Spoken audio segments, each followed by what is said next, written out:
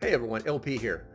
Join me as we dive into the next 3 months and try to predict what's coming for America and how we can prepare for it. Now, basically, I've got 10 potential predictions based on current events that could affect Americans in the next 3 months.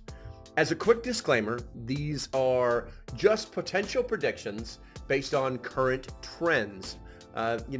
The actual impact of these events may vary significantly. And it's important to note that this is an evolving situation and new events could emerge that significantly affect or alter the landscape of our world as Americans. Now, why am I doing this?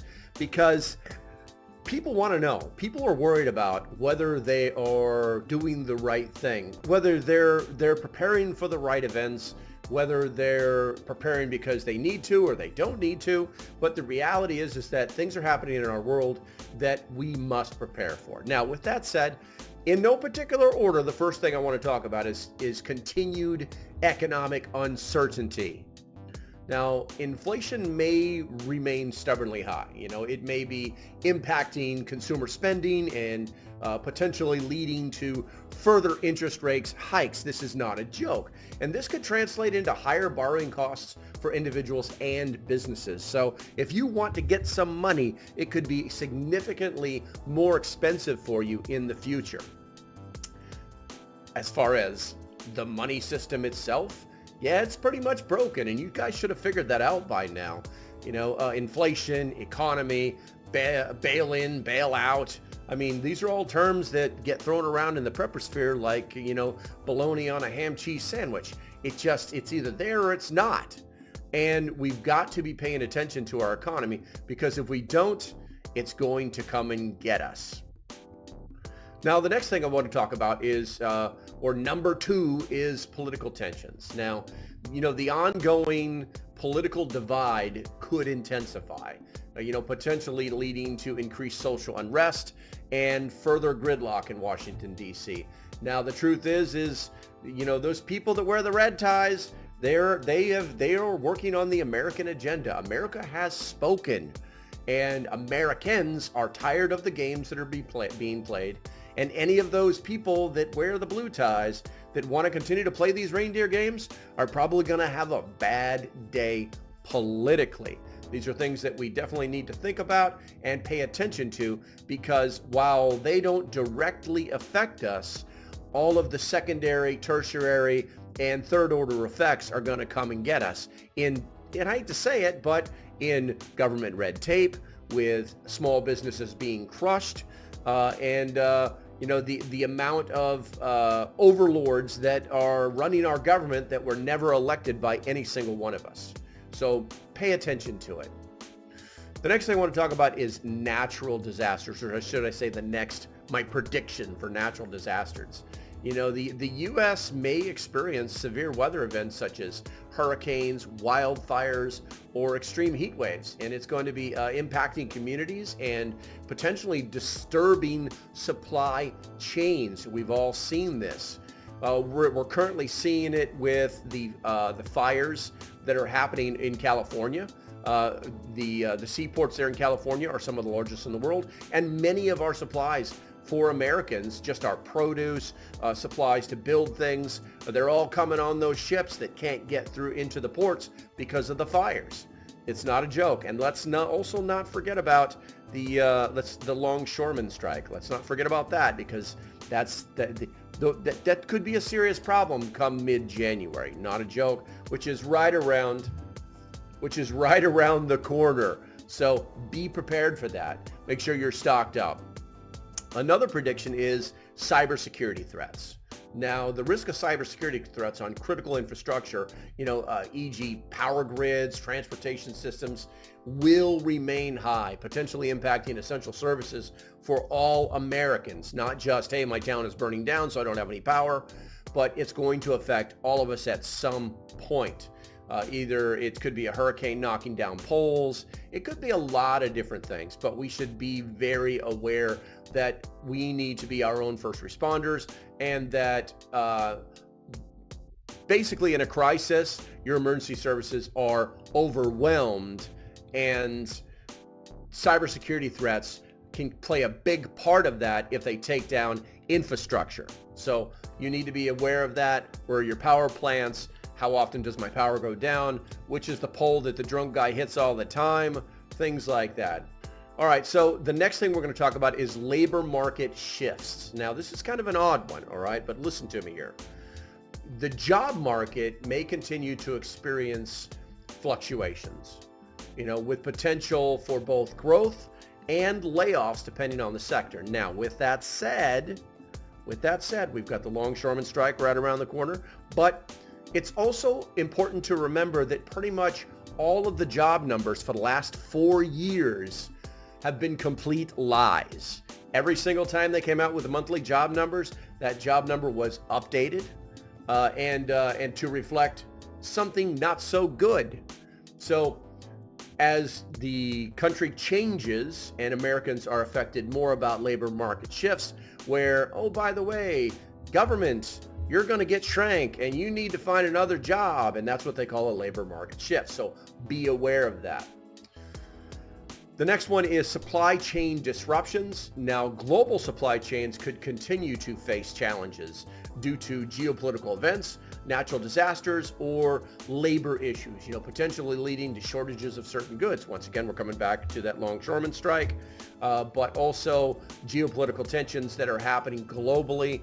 And, oh, by the way, tariffs are good, but tariffs are bad. And we need to be aware of that. How do we beat that? Well, it's simple. We stock up now, we stock up early, and then we sit on our porches with our rocket launchers, sipping whiskey, smoking cigars, and laugh as the world burns around us because we know that somebody will rebuild it. That's what preppers do. We wait for the problems to happen and then deal with them. All right, so another one is public health concerns. New or emerging infectious diseases, they could emerge, potentially leading to renewed public health concerns and disruptions. Now, with that said, we got the old bird flu out there. It apparently killed somebody last week. They're not talking about human-to-human transmission yet, but we know how this game is played. We know how to win the game. You just don't play. But it's not going to stop the world from being a bad place where someone's getting the flu and dying. And lots of people die every year. And I hear it's not a super high number, but yeah, know how to play the game. When we start talking about the flu, public health concerns, and, X this and X that. Believe it or not, one of the things I'm going to talk about next is kind of weird, but it's important to us because this is how we socialize. This is how we commune as preppers. Now, the one I'm going to talk about now is social media impact. Now, the influence of social media on public discourse and political polarization will likely continue to be a significant factor in American society. And here's why. Because free speech is important to Americans. It's not super important, or should I say it's not as important as we would hope that our allies see it. But the truth is that the UK has become very socialized. Canada is extremely socialized. Mexico, well, they're just a corrupt government, but everything is controlled by those governments on the social media platforms. You can't say, they actually have the social media police, and if you say something bad about them, well, then they just show up at your doorstep and put you in jail for 7.5 years. Yes, I really read the article. That really did happen. It's a little ridiculous because we're Americans and free speech is so paramount to us. That's why it's the First Amendment to our Constitution, guaranteeing the right to free speech. But it's very dangerous because other people, other countries, other organizations, other NGOs, George Soros, they're coming after our free speech because they know that what free speech really is dissent. If we don't like something, we say we don't like something, and they don't like that because they want it to be hunky-dory. So there's a huge impact on social media that could be, let's just say, they haven't stopped trying to silence us just yet. So be aware of it. All right, so something else, because I had to give you 10. Something else is climate change impacts. Now, The effects of climate change, such as extreme weather events, and even some rising sea levels, which really is not that much, will continue to be felt across America. Truth be told, climate change is real, but it's not anything us human beings can actually control. Swim with a great white shark, and you'll find out how small you really are in the world. And that's all I'm going to say about climate change. Just be aware.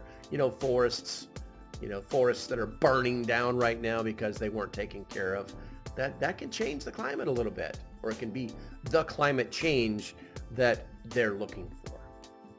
All right, lastly, geopolitical tensions, guys. Global geopolitical tensions, particularly with major world powers, continue to escalate, potentially impacting the U.S. economy and national security. Let me tell you what I mean. There's literally a lawsuit that came out in, I think it was July of 2024. It's starting to break in the prepposphere, where a certain company that makes the best tourniquets in the world are now being sued by another company who makes medical gear, stating that their gear was stating that some of their product has been made in China, brought back to America, and repackaged and sold. Now, why is this significant? Because they sell the same product to the Department of Defense, and there's a law that says that if you sell something to the Department of Defense, that it has to be 100% American. So that is a current lawsuit that is in the courts right now. Who knows what will happen? It's not a criminal case. It's a civil case. It's one company suing the other. It's clearly a political move, or a move to get more of the business to go to them.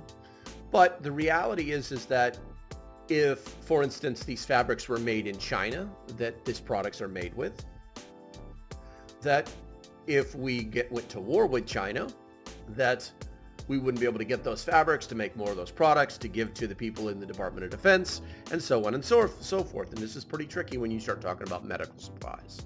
So with geopolitical tensions, there's a very high likelihood that things are just going to get worse, but until they get better. But we're going to have to see how that all plays out. Now, with all that said, once again, guys, these are simply some predictions that I have that I sat and wrote down and thought maybe you needed to know about. As usual, if you guys like what I'm doing, do me a favor, hit that thumbs up button on the way out the door.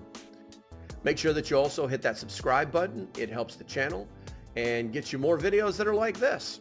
All right, guys, that's going to be about it. Until the next time, stay safe, have a great day, and I'll see you when I see you. Bye-bye.